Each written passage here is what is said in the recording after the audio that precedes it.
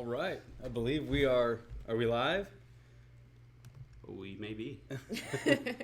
Yes, we are. Awesome. All right, everybody. Welcome back to PickMySolar's Facebook Live. We got some good topics here today. Rex Kehoe. Tiffany Mixon is joining me today. Tiffany heads our customer success department, so she knows all about today's topic. Yes, indeed. Yes, indeed. Thank you for having me. Absolutely. All right. Before we get started here, just some kind of current events in the renewable energy world. We have, well, this is not renewable energy here, but the largest coal miner in America, they went bankrupt.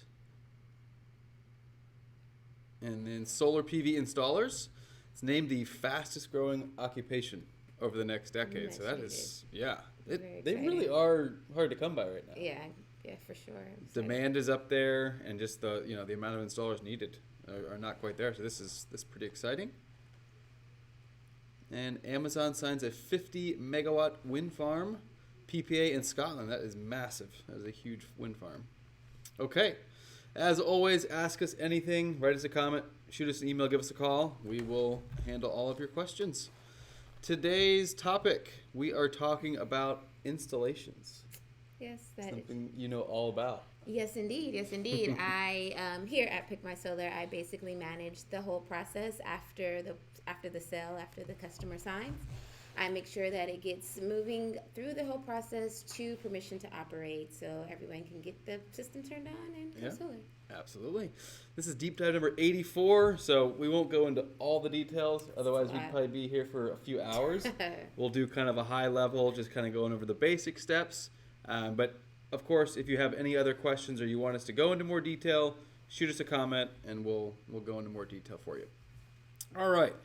So first thing first, signing the agreement. That's obviously the first step. You're not going to be working with the installer or getting towards that path of installation until you've committed to an agreement. Here at PickMySolar, we do, of course, recommend you review multiple bids before making your selection. It is a big investment, but so review your bids. Once you sign the agreement, that's when kind of the whole process of install actually kicks off. Exactly. The next step is financing approval. Yep. So after a signed agreement happens, then you have options, of course, on how you want to get it funded. Instructions on that financing are sent to you, and you get to review, of course, all the details and all the terms in regards to that financing with the loan provider. And of course, you have us here as assistants to assist you if you have any questions about what we're presenting to you. Yeah, and we actually, I think it was last week, Patrick and I did a whole segment on the different solar loans. So if you have any questions about different options out there, feel free to just review last week's episode. Of course, if you are paying for cash or you have your own financing, you would be able to skip this step.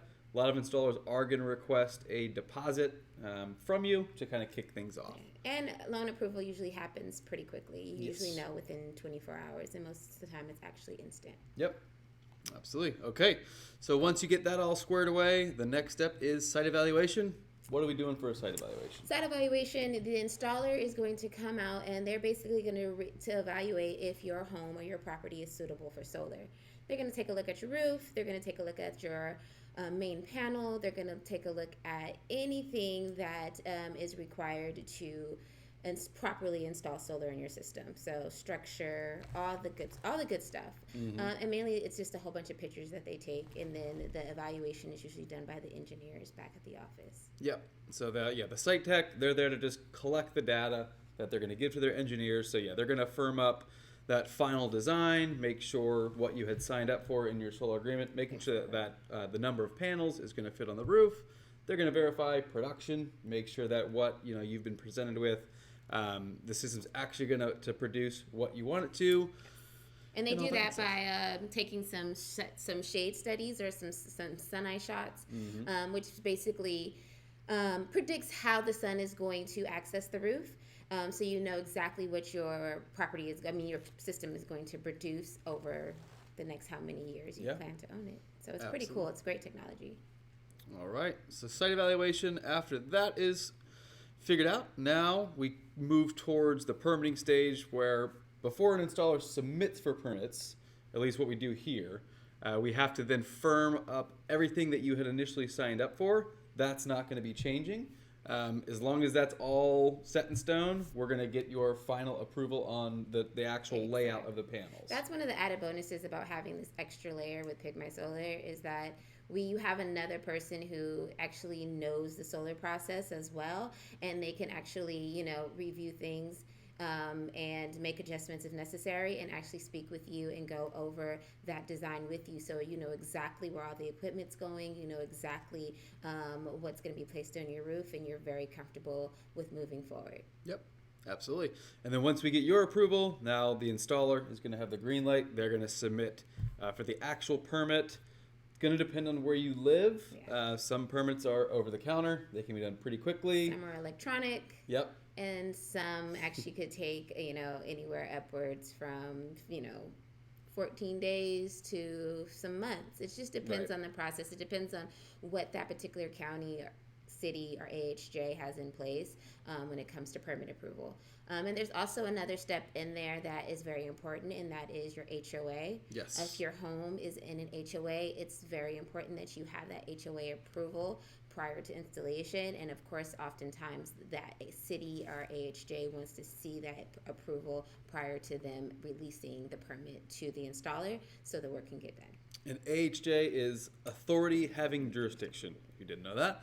And then even some other, we usually see this in New York, but some townships will have ARBs, or architectural review boards. So that's going to further, I don't want to say delay things, but it is another step that the installer is going to have to take. So again, depends on where you live, but that process can be anywhere from a couple of days to a few months. Exactly. Okay.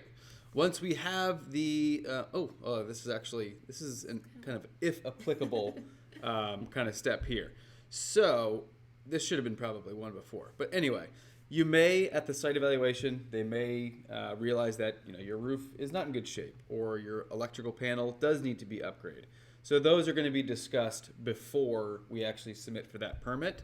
But yeah, sometimes your system's going to be on that roof for 25 years. Right. Going to want to make sure that your roof is going to be suitable for that system for the duration of that system. Otherwise, you're going to have that roof replaced at some point in the future. Have the solar system taken off and all that. So this step would be figured out before the permit there. Okay. So once we get the permit, now we're scheduling for the actual installation of that system. So typically after you get the permit, that installer is going to go out. It's going to make sure that they have all the materials secured in their warehouse, and then they're going to set up a date with the homeowner to get on the roof and finish the project out as far as installation is concerned. Depending on the size of the job or the complexity of the job, it usually takes about 1 to 3 days. And usually they're there for like a full work day. Right. So get there about 8, finish up around 5, and they make sure that they clean up and they tidy up and they secure your home at the end of each day. So it really should be of no inconvenience to you or to the homeowner itself. Yeah. And really throughout this whole entire process, the actual installation is probably the quickest part of it all. Yeah, for sure. So that's, it's kind of everything builds up to that point. But yeah, the install itself is pretty quick. And then just one other thing to touch on, once the installer does have the permit, you're basically going to go into their install queue. So it's going to depend on how backed up that installer is. Right now, end of the year, everyone wants to get their systems installed. We all understand that. But it is, the busiest time of the year. So we do see lead times for installations. They tend to get a little bit longer at the end of the year, but you do get in the queue. Again, depending on the installer, could be a week, could be a month. It all just kind of depends here. We have a question.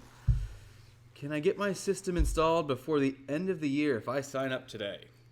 That is a tough one. So again, it's going to depend on a lot of factors. It's going to depend on where you are. So, just realistically, if you're in New York, not a chance. Yeah, it's not going to happen. The permit itself would not even be obtained before the end of the year. If you're in California, slight chance, but again, going to have some factors there. It's going to depend on, do you have an HOA? Are you getting a main panel upgrade? Do you need roof work? So any reputable company will not guarantee that you would be installed before the end of the year. That would just be a false promise. Wouldn't say it's impossible, But if we're this busy, then all the entities that we also work with are just extremely busy, like your AHJs, like your cities, like your utilities. Yep. So, there's things that we cannot control and there's things that we can. And we try to work as quickly on the things that we can control. But once it hits somebody else's pipeline or queue, we cannot control those timelines. So, realistically, probably not, but things do happen. There are, if depending on where you're at, if you have an over-the-counter or an electronic permit that we can submit, there is a possibility. There's still 2 months left. I also keep in mind with installation, it is very important that weather is a factor. Yes, so that's true.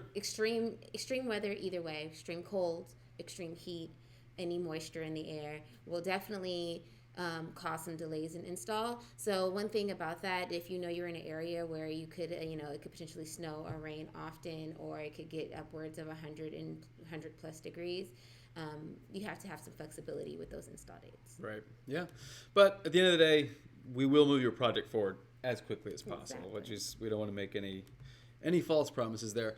Okay. After the system is installed, the inspection happens after that. Yes. So typically, what most installers will try to do is to schedule that inspection when they know that the project is going to be completed. So if it's a 2-day install, they're probably calling on that second day to get that inspection scheduled as soon as possible. Yep. And what basically happens is that the city will come out with the approved plans, and they will confirm that what was installed is what was approved by the plan checker. Yeah. What are some things that may cause an inspection to fail? Because it's not uncommon for an inspection to fail. Sometimes they're really minor corrections. But anything off the top of your head? Oftentimes it's really clerical stuff. Yes.